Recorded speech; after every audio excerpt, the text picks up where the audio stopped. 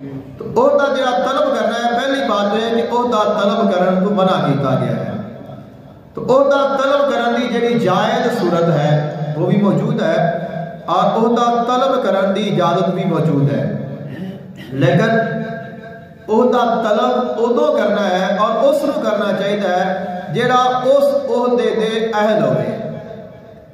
حضرت یوسف علیہ السلام جو عزیز مصر کے سامنے تشریف لے گئے اور اس نے اپنا خواب بیان کیتا، تو آپ نے خواب دی تعبیر بیان فرمائی۔ اس نے کہا کہ پھر میں کی کرا؟ تو آپ نے فرمایا قال اجعلنی علی خزائن الارض انی حفیظ علیم،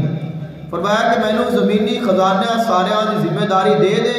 بے شک میں بڑا حفاظت کرنے والا ہاں، بڑا علم رکھنے والا ہاں۔ تو اس نے آپ کی بات کو منیا، ساری بادشاہی آپ کو دے دیتی، تو آپ نے پھر اس کو کتنے اچھے طریقے نال پورا کیتا ہے وہ سارا زمانہ جانتا ہے۔ تو اگر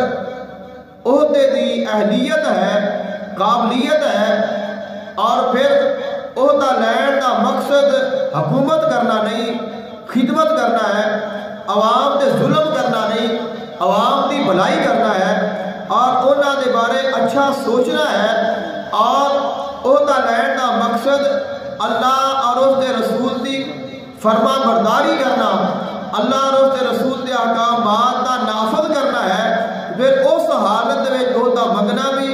عہدہ طلب کرنا بھی جائز ہے۔ بلکہ اس کے بجائے کہ اگر ایک بندہ اہل ہے اس مقام کا لیکن وہ اس سے نہیں جاتا، اور اگر کوئی نا اہل چلا جائے گا تو وہ اس عہدے کے نام بھی زیادتی ہوئے گی، عوام کے نام بھی زیادتی ہوئے گی،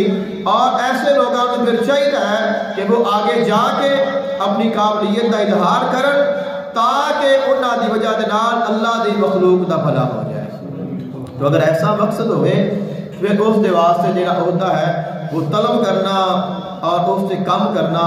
یہ ضروری بھی ہو جاتا ہے اور جائز بھی ہے، اور شرعی طور پہ اسے کوئی ممانعت بھی نہیں ہے۔